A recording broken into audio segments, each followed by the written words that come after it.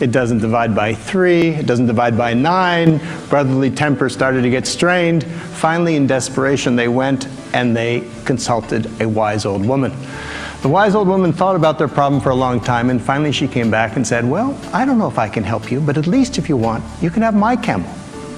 So then they had 18 camels. The first son took his half of 18 is 9. The second son took his third, a third of 18 is 6. The youngest son took his ninth, a ninth of 18 is 2.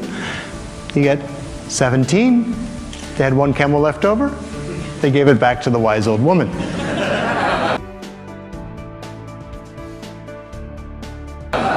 Now, if you think about that story for a moment, I think it resembles a lot of the difficult negotiations we get involved in. They start off like 17 camels, no way to resolve it. Somehow what we need to do is step back from those situations, like that wise old woman, look at the situation through fresh eyes and come up with an 18th camel.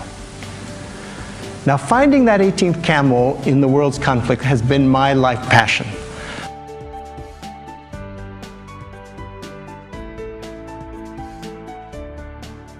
I basically see humanity a bit like those 3 brothers. We're all one family. We know that scientifically. Thanks to the communications revolution, all the tribes on the planet, all 15,000 tribes, are in touch with each other. And it's a big family reunion. And yet, like many family reunions, it's not all peace and light.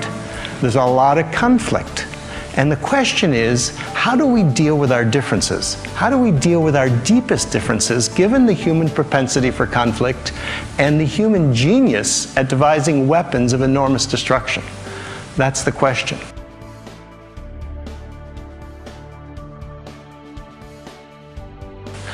As I've spent the last better part of 3 decades, almost 4, traveling the world, trying to work, getting involved in conflicts ranging from Yugoslavia to the Middle East to Chechnya to Venezuela, some of the most difficult conflicts on the face of the planet, I've been asking myself that question.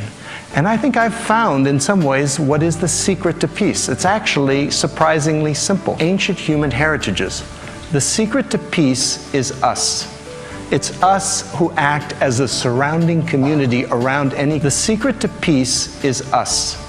It's us who act as a surrounding community around any conflict, who can play a constructive role.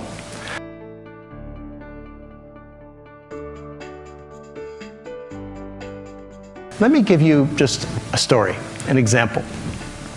About 20 years ago, I was in South Africa working with the parties in that conflict, and I had an extra month, so I spent some time living with several groups of San Bushmen.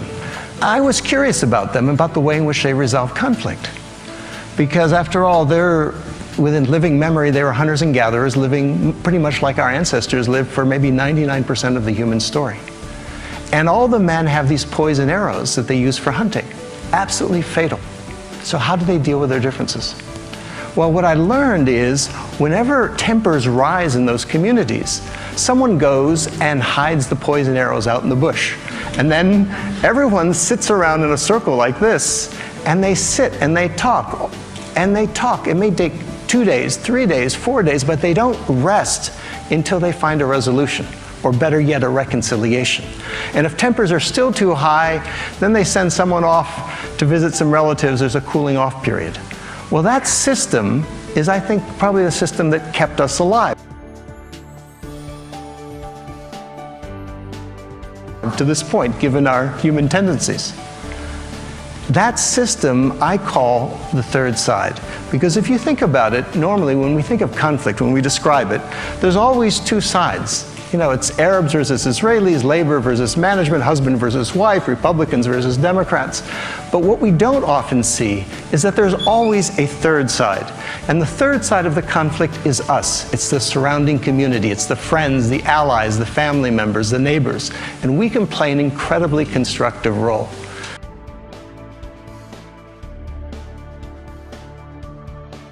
Perhaps the most fundamental way in which the third side can help is to remind the parties of what's really at stake. You know, for the sake of the kids, for the sake of the family, for the sake of the community, for the sake of the future, let's stop fighting for a moment and start talking. Because the thing is, When we're involved in conflict, it's very easy to lose perspective. It's very easy to react. Human beings, we're reaction machines. And as the saying goes, when angry, you will make the best speech you will ever regret. And so the third side reminds us of that. The third side helps us go to the balcony, which is a metaphor for a place of perspective where we can keep our eyes on the prize.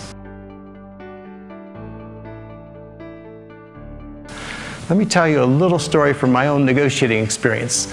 Some years ago, I was involved as a facilitator in some very tough talks between the leaders of Russia and the leaders of Chechnya. There was a war going on, as you know. And we met in The Hague, in the Peace Palace, in the same room where the Yugoslav War Crimes Tribunal was taking place. And the talks got off to a rather rocky start when the vice president of Chechnya began by pointing at the Russians and said, "You should stay right here in your seats because you're going to be on trial for war crimes." And then he went on, and then he turned to me and said, "You're an American. Look at what you Americans are doing in Puerto Rico." And my mind started racing. Puerto Rico, what do I know about Puerto Rico? I started reacting. But then I tried to remember to go to the balcony. And then when he paused and everyone looked at me for a response, from a balcony perspective, I was able to thank him for his remarks and say, "I appreciate your criticism of my country, and I take it as a sign that we're among friends and can speak candidly to one another. And what we're here to do is not to talk about Puerto Rico or the past. We're here to do just to see if we can figure out a way to stop the suffering and the bloodshed in Chechnya."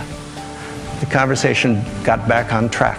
That's the role of the third side, is to help the parties go to the balcony.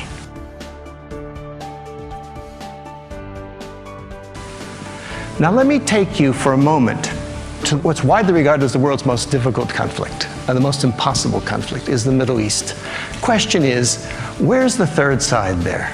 How could we possibly go to the balcony? Now, I don't pretend to have an answer to the Middle East conflict, but I think I've got a first step, literally a first step, something that any one of us could do as third-siders. Let me just ask you one question first. How many of you in the last years have ever found yourself worrying about the Middle East and wondering what anyone could do? Just out of curiosity, how many of you? Okay, so the great majority of us. And here, it's so far away. Why do we pay so much attention to this conflict? Is it the number of deaths? There are 100 times more people who die in a conflict in Africa than in the Middle East. No, it's because of the story, because we feel personally involved in that story. Whether we're Christians, Muslims, or Jews, religious or non-religious, we feel we have a personal stake in it. Stories matter. As an anthropologist, I know that. Stories are what we use to transmit knowledge, to give meaning to our lives. That's what we tell here at TED. We tell stories. Stories are the key. And so my question is yes, let's try and resolve the politics there in the Middle East, but let's also take a look at the story. Let's try to get at the root of what it's all about. Let's see if we can apply the third side to it. What would that mean? What is the story there? Now, as anthropologists, we know that every culture has an origin story. What's the origin story of the Middle East? In a phrase, it's 4,000 years ago, a man and his family walked across the Middle East, and the world has never been the same since. That man, of course, was Abraham. And what he stood for was unity, the unity of the family. He's the father of us all. What his message was, his basic message was unity too, the interconnectedness of it all, the unity of it all. And his basic value, was respect, was kindness towards strangers. That's what he's known for, is hospitality. So in that sense, he's the symbolic third side of the Middle East. He's the one who reminds us that we're all part of a greater whole. Now, now think about that for a moment. Today we face the scourge of terrorism. What is terrorism? Terrorism is basically taking an innocent stranger and treating them as an enemy whom you kill in order to create fear. What's the opposite of terrorism? It's taking an innocent stranger and treating them as a friend whom you welcome into your home in order to sow and create understanding or respect or love. So what if, then, you took the story of Abraham, which is a third side story, what if that could be actually because Abraham stands for hospitality. What if that could be an antidote to terrorism? What if that could be a vaccine against religious intolerance? How would you bring that story to life? Now, it's not enough just to tell a story. That's powerful. But people need to experience the story. They need to be able to live the story. How would you do that? And that was my thinking of how would you do that? And that's what comes to the first step here. Because the simple way to do that is you go for a walk. You go for a walk in the footsteps of Abraham. You retrace the footsteps of Abraham. Because walking has a real power.